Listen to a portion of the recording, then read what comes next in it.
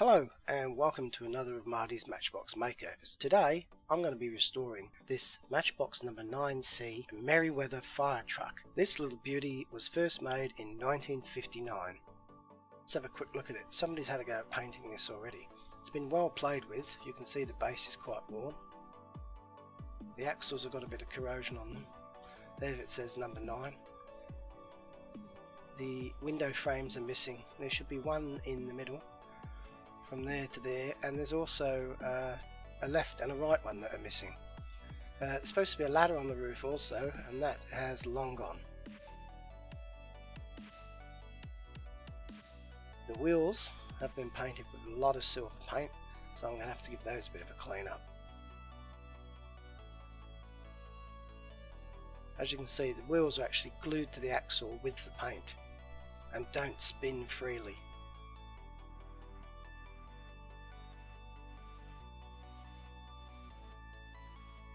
So let's get on with it. As usual, I will start by drilling out the rivet post with a 2mm drill.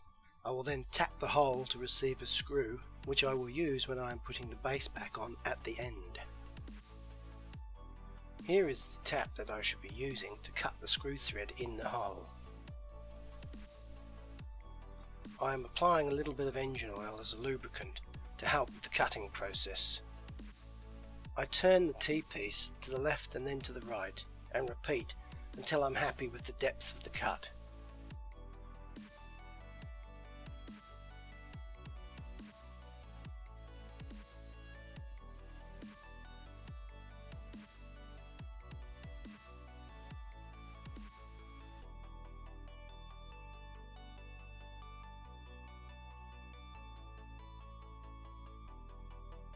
Here the tool has bottomed out, and so I have to remove it and then do a test fit of the screw.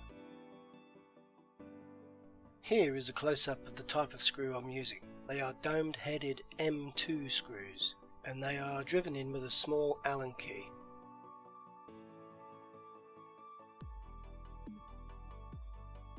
After screwing in the screw, I realise that I have not drilled the hole deep enough and the screw will not sit flush with the base plate.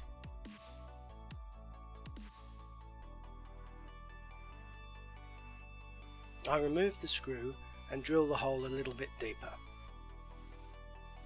Unfortunately, a little bit deeper was too much, and I drilled through the top of the model. Still, it's not the end of the world. I shall repair it with some modelling putty that I have. I'll sand that down later. Now I'm removing the large head of the rivet so I can remove the base.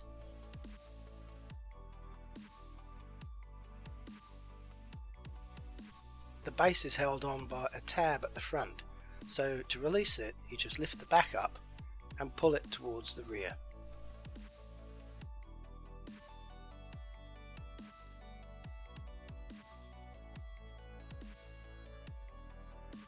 There's the tab I'm talking about.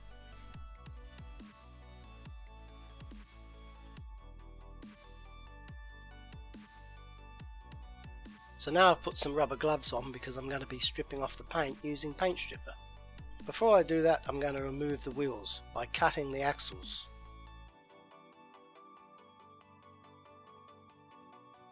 I will be making new axles towards the end of this video.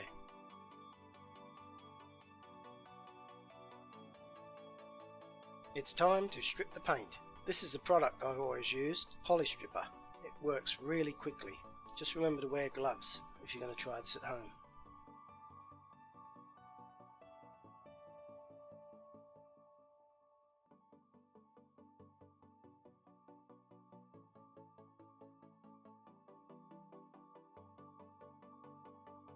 I'm using cheap gloves and they are being eaten away by the paint stripper. I've got to put a new pair on for the next process, which I call washing.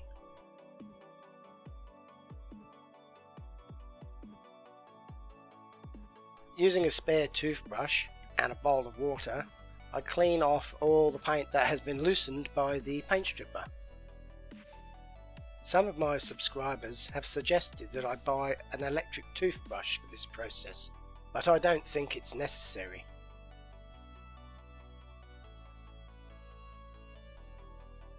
Upon closer inspection, I noticed that a rear panel on the truck is bent inwards, so I'll straighten that out with some pliers.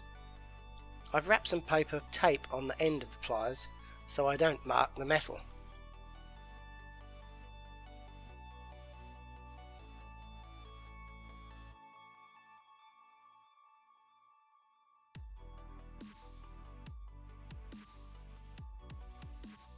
There, almost as good as new.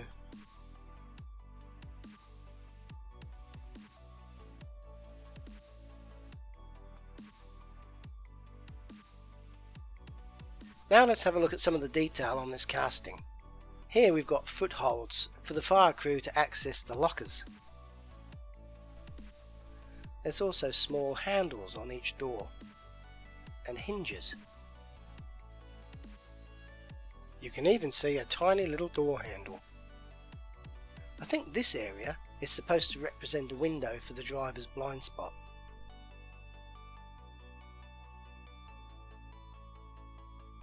On the side at the front there's indicators.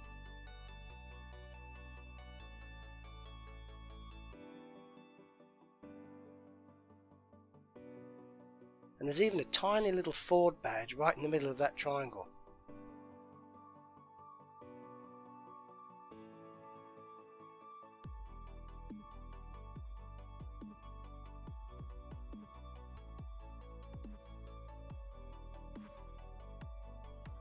I don't know what this is, but I think it might be a klaxon or maybe a nozzle for a roof-mounted hose. At the rear there's coils of hose ready to be deployed. In my personal opinion, the best details are on the back. Here you can see the hose outlets and gauges. There are variations of this model, some of which do not have these top hose outlets present. At the bottom there are more outlets with caps on them. And here there's some controls and tiny gauges, probably showing water pressure or levels. And here there are more bits and bobs. The gauges actually have small needles cast into them. And if you can see, they are moulded at a lower level than the gauge's bezel, making it appear like they are actually inside the gauge. Here's a close-up of the wheels. I originally thought that they were black, painted silver, but here you can see they were originally grey, painted black and then painted silver. I've prepared a small block of wood with a nail in it to hold the wheel. To remove this paint, I'm going to try using brake fluid.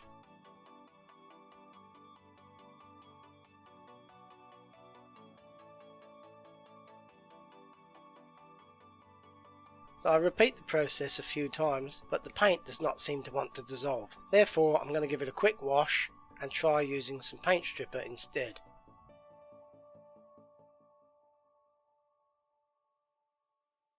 That works a hell of a lot better. I just got to remove it quickly each time so it doesn't melt the wheel.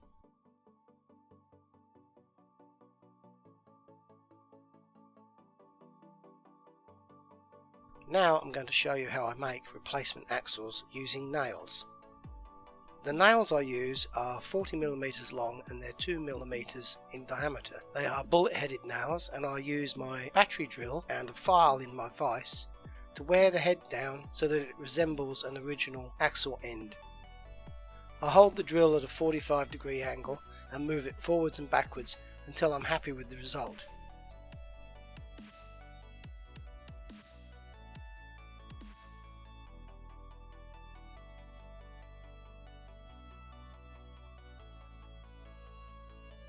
It is a little bit time consuming, but the results speak for themselves.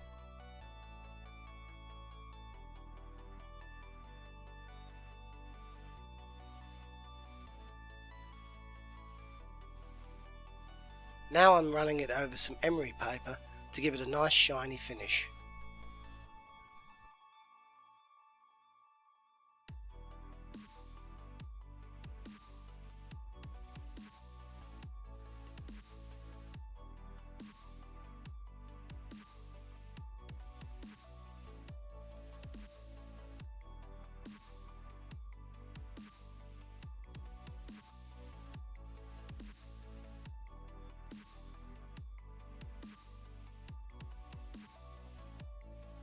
This is the first one finished.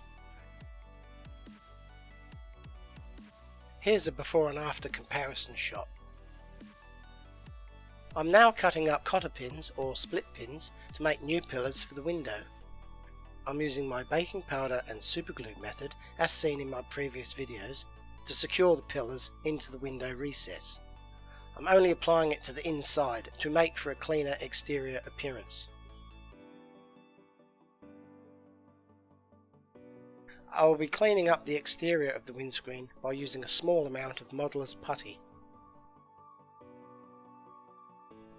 I've overlaid a picture of an original model to check that my pillars are in the correct alignment.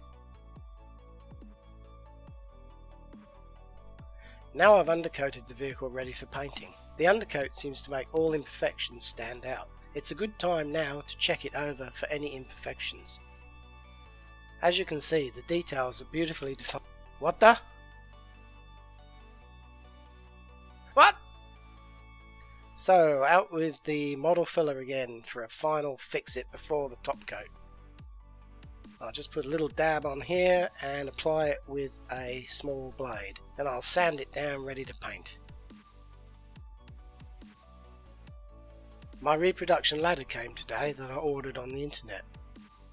It has a small burr on here that needs to be ground down with a flat bladed file.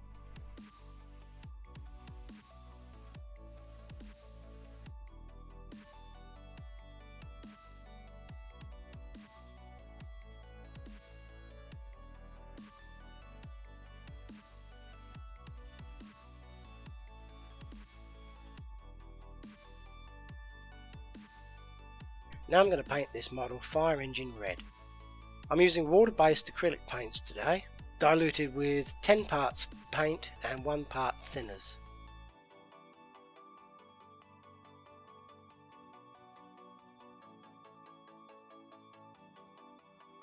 And I'm experimenting with multiple camera views for your viewing pleasure.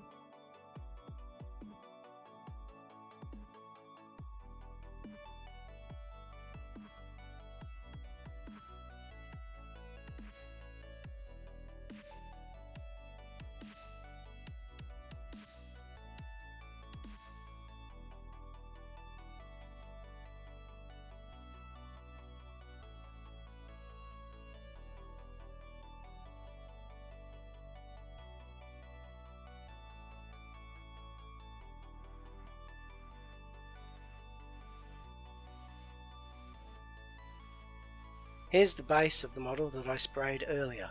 I'm going to refit the wheels to this soon. My reproduction ladder is ready to be fitted. Originally they came in 3 colours, tan, silver and gold. I'm going with gold. This is my method of speed drying the paint. Using my homemade axles, I'm now going to refit the wheels. I'm cutting them to length with some wire cutters, and then I'm going to deform the end to prevent the wheel from falling off the axle.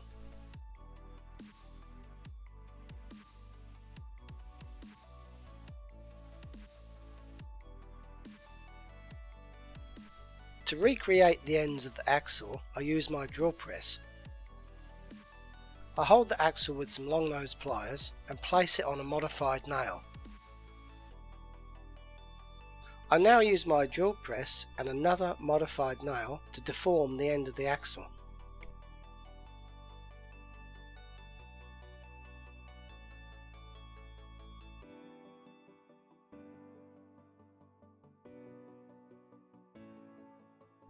Here's a close-up view of the modified nails. First the top one and now the bottom one. I would like to take credit for this method of reforming the ends of homemade axles.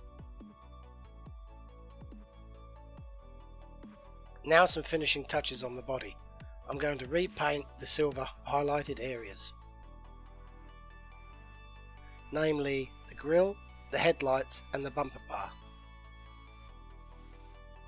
I'm using diluted Tamiya silver paint and a very small paintbrush to do this.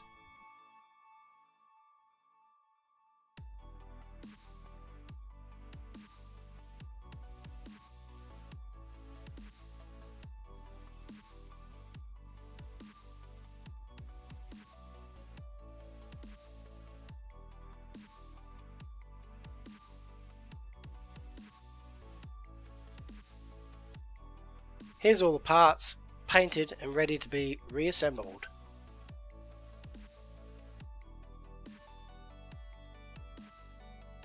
First of all, I place the base into the body, engaging the front tab in the front slot.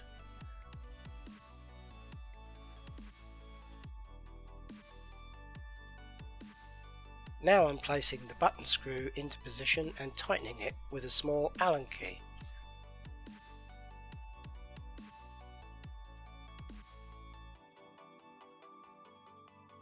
Last but not least, I'm placing the ladder on the roof. It clicks into place with just some firm pressure.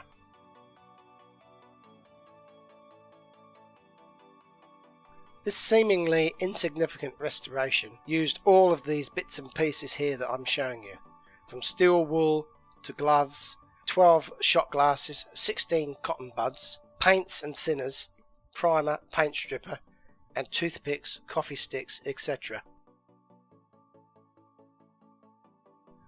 And not forgetting a toothbrush.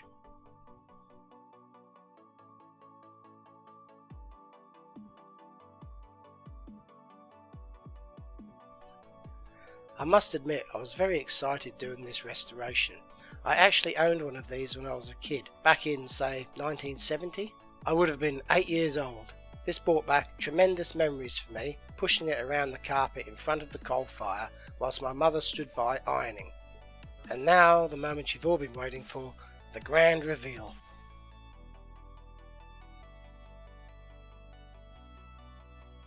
For me, the painting of the grille was the hardest part, and I think I learnt some lessons, and if I do another one in the future, I'm sure it'll be much better. With each and every restoration that I do, I learn new skills and techniques. Hopefully future restorations will continue to improve in quality and detail. I'm still new to this and still learning, however I'm having fun doing it.